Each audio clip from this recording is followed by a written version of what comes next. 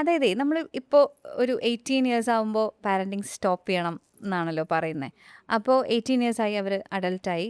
നമുക്കറിയാം നമ്മളോട് പറഞ്ഞില്ലെങ്കിലും പറഞ്ഞാലും ഒക്കെ കമ്മ്യൂണിക്കേറ്റ് ചെയ്യുന്നവരും ചെയ്യാത്തവരുണ്ടാവും. അത് ഡിപ്പെൻഡ്സ് ഓൺ എങ്ങനെയാണ് ഒരു ഫാമിലി ഒരു ഹൗസ് ഹോൾഡ് ഉള്ളതെന്നൊക്കെ അനുസരിച്ച്. അപ്പം അവർ സെക്ഷുവലിയും കൂടെ എക്സ്പ്ലോർ ചെയ്യാൻ പോവാണെന്ന് നമുക്കറിയാം.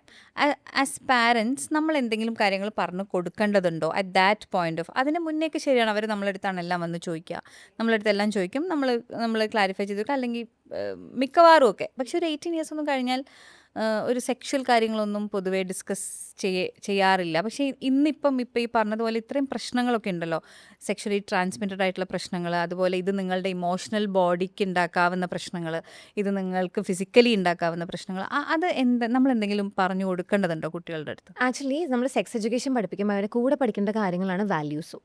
അപ്പോൾ നമ്മൾ ആക്ച്വലി പിള്ളേരെ വളർത്തിക്കൊണ്ട് വരുന്ന സമയത്ത് തന്നെ CSE കോംപ്രിഹെൻസീവ് സെക്ഷുവാലിറ്റി എഡ്യൂക്കേഷൻ്റെ കൂടെ തന്നെ നമ്മൾ വാല്യൂസും കൂടെ പഠിപ്പിച്ചു കൊടുക്കണം. അതായത് ഇപ്പോൾ നമ്മൾ കുടുംബപരമായി അല്ലെങ്കിൽ സാമൂഹികപരമായി കൾച്ചറലായി ഒക്കെ ഫോളോ ചെയ്യുന്ന കുറേ വാല്യൂസ് ഉണ്ടാവും. അതും കൂടെ ഷെയർ ചെയ്യുക. ഡസൻറ്റ് മീൻ ദറ്റ് അടിച്ചേൽപ്പിക്കുക, ബട്ട് ഡെഫിനറ്റ്ലി ഷെയർ ചെയ്യണം. ഇപ്പം എപ്പോഴും പറയാറുള്ളൊരു എക്സാമ്പിളാണ്, ഇപ്പം നമ്മൾ ഇൻ്റർകോഴ്സിനെ കുറിച്ചും ഒരു കപ്പിൾ അല്ലെങ്കിൽ ഒരു ഇൻറ്റിമസിനെ കുറിച്ചൊക്കെ പറയുമ്പോൾ അവരുടെ ഫസ്റ്റ് റെഫറൻസ് എന്താണ്? അച്ഛനും അമ്മയാണ്. അപ്പം ഞങ്ങൾ എന്ന് പറയുന്നവരാണ് അവരുടെ ബേസ്. അത് നല്ലോണം ഹൈ ആയിട്ട് സെറ്റ് ചെയ്യേണ്ട ബാധ്യത എല്ലാ പേരൻസിനുണ്ട്. അതായത് അതിനകത്ത് തന്നെ ഒരു റൊമാൻറ്റിക് റിലേഷൻഷിപ്പ് അവർ ആദ്യം കാണുന്നത്, വളരെ അടുത്ത് നിന്ന് നോക്കുന്നത് അച്ഛൻ്റെ അമ്മയുടെയാണ്. അവരുടെ കമ്മ്യൂണിക്കേഷൻ, അവരുടെ ബൗണ്ടറി, അവരുടെ പേഴ്സണൽ റെസ്പെക്റ്റ്, കൺസെൻറ്റ്, ഇതെല്ലാം കുട്ടികൾ കാണുന്നുണ്ട്. അവരുടെ വാല്യൂസ്, ഇപ്പോൾ ഫോർ എക്സാമ്പിൾ എല്ലാ ദിവസവും അമ്പലത്തിൽ പോകുന്ന ആളാണ്, അമ്മ അങ്ങനെ പ്രാർത്ഥിക്കാത്ത ആളാണ്, അങ്ങനെയും എക്സിസ്റ്റ് ചെയ്യാലോ. അച്ഛൻ ഈ പറഞ്ഞ പോലെ 2 റിലീജിയനാണ്, അവർ രണ്ടുപേരും ഒരുമിച്ച് പോകുന്നുണ്ട്, അതും എക്സിസ്റ്റ് ചെയ്യാലോ. രണ്ടുപേരും എത്തിസ്റ്റ് ആണ്. കുട്ടിക്ക് ഈ പറയുന്ന പോലെ വേണം, ഇപ്പം ഗ്രാൻഡ് പാരൻസിനൊക്കെ വഴി ചിലപ്പോൾ വേണമെങ്കിൽ ദൈവം, റിലീജിയനൊക്കെ പഠിപ്പിച്ച് കൊടുക്കാം. നമ്മളിതൊന്നും ഫോഴ്സ് ചെയ്യുന്നില്ല, പക്ഷെ ഇതൊക്കെ കോ എക്സിസ്റ്റിംഗ് ആണ് എന്ന് കുട്ടി പഠിക്കണം. ഇതൊക്കെ ഉണ്ട്. അതേപോലെ തന്നെയാണ് ഇന്റർകോഴ്സിന്റെ കാര്യത്തിലേക്ക് വരുമ്പോഴും we can have openly speak our ഒരു തോട്ട്സ് ബേസിക്കലി. ഇപ്പം എന്നെ സംബന്ധിച്ചിടത്തോളം അന്ന് അമ്മ എന്നുള്ള നിലയിൽ ഞാൻ പറയാണ്, കുട്ടാ, ഈ ഇന്റർകോഴ്സ് എന്ന് പറഞ്ഞത് I treat my body very holy. എനിക്ക് എൻ്റെ ബോഡി ഭയങ്കര ഇമ്പോർട്ടൻ്റ്, ഞാൻ പ്രഷ്യസ് ആയിട്ട് കൊണ്ടുനടക്കുന്ന ഒരു സാധനമാണ്. ഒരു കമ്മൽ ഒരാൾക്ക് ഉപയോഗിച്ചു മറ്റൊരാൾ അതുപോലത്തെ എനിക്ക് എൻ്റെ ബോഡി പറ്റില്ല.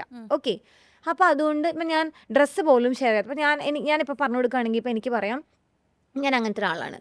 അപ്പോൾ എന്നെ സംബന്ധിച്ചിടത്തോളം സെക്സ് എന്ന് പറയുന്നത് ഞാൻ കംപ്ലീറ്റ്ലി കമ്മിറ്റഡ് ആയിട്ട് ഞാൻ മാരേജിൽ ഒരാളെ കണ്ടുപിടിക്കുന്നു, അയാളുടെ അടുത്ത് മാത്രമുള്ള കാര്യമാണ്. ഓക്കെ, ഇതൊരു കോൺസെപ്റ്റായിട്ട് പറഞ്ഞു കൊടുക്കാം. അല്ലെങ്കിൽ പറയാം, ആക്ച്വലി സ്പീക്കിംഗ് ഈ ഒരു സാധനം നമ്മൾ വളരെ എക്സ്പ്ലോർ ചെയ്ത് കണ്ടുപിടിക്കേണ്ട ഒന്നാണ്. കാരണം നമുക്കറിയില്ലല്ലോ നമ്മൾ ആരാണ് കോമ്പാക്റ്റബിൾ ആവുക എന്നുള്ളത്. So you can definitely come into the explorations. അതിനിപ്പോൾ എന്താ കുഴപ്പം?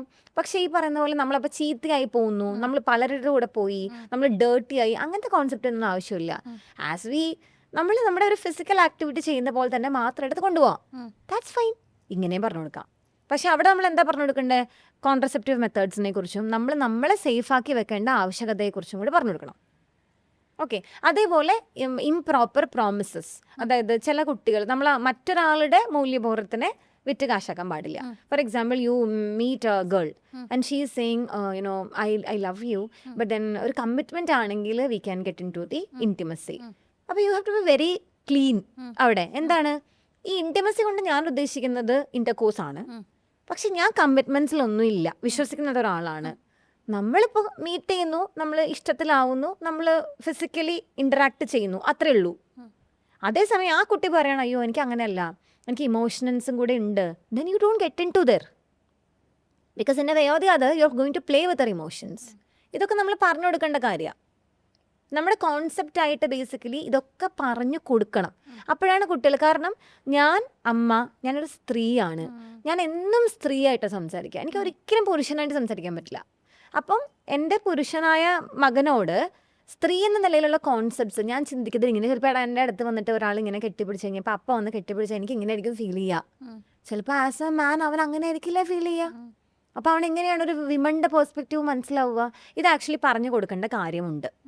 കാരണം ഇപ്പോൾ ഒന്ന് ചിരിച്ചു, ഇടപഴകി, നമ്മൾ ഭയങ്കര ഫ്രണ്ട്ലി ആയിട്ട് ബിഹേവ് ചെയ്തു. പണ്ടൊക്കെ നമ്മുടെയൊക്കെ ഒരു ഏജിലൊക്കെ എനിക്ക് ഓർമ്മയുണ്ട്, കുറച്ച് ഫ്രണ്ട്ലി ആയി കഴിഞ്ഞാൽ അപ്പം തന്നെ അവൾ എന്നോട് പ്രേമത്തിലാണെന്ന് ആൺകുട്ടികൾ അങ്ങനെ വിശ്വസിക്കും.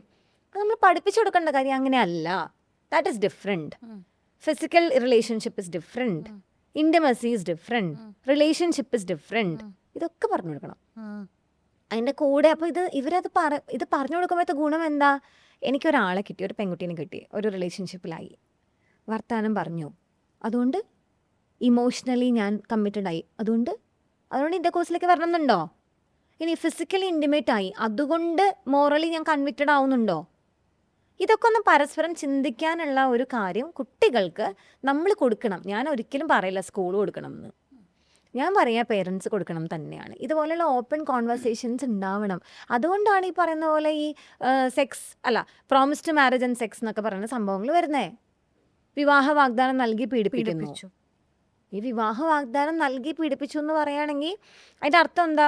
നമ്മൾ എവിടെയോ ഒരു സ്ഥലത്ത് എവിടെയോ അത് ഉപയോഗിച്ചിട്ടുണ്ട് എന്നല്ലേ, നമ്മൾ കളിച്ചിട്ടുണ്ട്. അത് നമ്മൾ വളരെ ക്ലിയർ ആയിട്ട് പറയണം. അപ്പം ഇനി ഈ സെക്സ് എന്ന് പറയുന്ന സാധനം every time it has to be consensual. ഇപ്പം എനിക്ക് 10 കൊല്ലമായിട്ട് അടുപ്പമുള്ള ആളാണ്, ഇന്നലെയും കൂടി ഞാൻ സെക്സ് ചെയ്തതാണ്, എന്നാലും ഇന്ന് ചോദിക്കണം, നമുക്കൊന്ന് ഇന്റർകോഴ്സ് ചെയ്താലോ, ഇസ് ഇറ്റ് ഓക്കെ, നമുക്ക് പെനിട്രേറ്റ് ചെയ്താലോ, ചോദിക്കണം. എന്താ ചോദിക്കാൻ ബുദ്ധിമുട്ട്? അത് പഠിപ്പിക്കണം. ഐ എം സെയിങ് നമ്മൾ അത് ടീച്ച് ചെയ്യേണ്ട കാര്യമാണെന്നാണ് ഞാൻ വിശ്വസിക്കുന്നത് ഇൻ പേരൻറ്റിങ്. അത് അങ്ങനെ പഠിപ്പിച്ചിട്ടുണ്ടെങ്കിൽ ഈ പറയുന്ന പോലെ റിലേഷൻഷിപ്പ് കുറച്ചും കൂടി അവർ ഇതൊക്കെ പറയുമ്പോൾ അവർ ചിന്തിക്കും, ഓ എന്നെ ഡേറ്റിങ്ങിന് വിളിക്കുന്നുണ്ട്, he wants to sleep with me but then he is not emotionally committed, he doesn't want to have a relationship with me, അപ്പം ഞാനത് പോകേണ്ട കാര്യമുണ്ടോ? അല്ലെങ്കിൽ ഒരു പരിധിവരെ ഇപ്പം എന്നെ സ്ലീപ്പ് ഓവർ എന്നൊക്കെ പറയുമ്പോൾ ഒരു പരിധിവരെയൊക്കെ ഇമോഷണലി നമ്മൾ കമ്മിറ്റഡ് അല്ലേ, അപ്പോൾ പോയ കുഴപ്പമുണ്ടാവില്ലല്ലോ. അങ്ങനെ ചിന്തിക്കരുത്. It has to be consensual. എന്തിനാ വിളിക്കണേ, എന്തിനാ പോണേ, എന്താ ചെയ്യണേ, ബി ക്ലിയർ. അപ്പം നമുക്ക് മറ്റേ സംഭവം വരില്ലല്ലോ. ഇതിപ്പോൾ വെറുതെ ഏതപ്പാ കോതമംഗലം എന്ന് പറയുന്ന പോലത്തെ എക്സ്പ്ലറേഷൻസ് നടക്കും. That's not fine. അത് ഓക്കെ അല്ല.